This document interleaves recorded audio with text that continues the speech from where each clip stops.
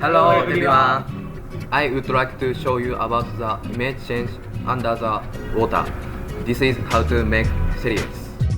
Please prepare a transparent bag with fastener, a pen and paper.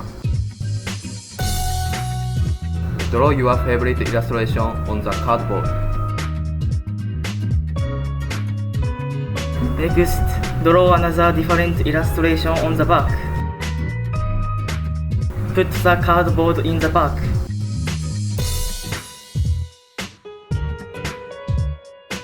Immerse them in the water. Then notice the magical changes. What's in the box? There are 3 cakes in it. Looks interesting, isn't it?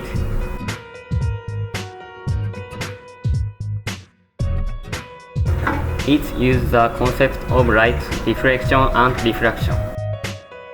Try it. I'm sure you will enjoy it. Thank you.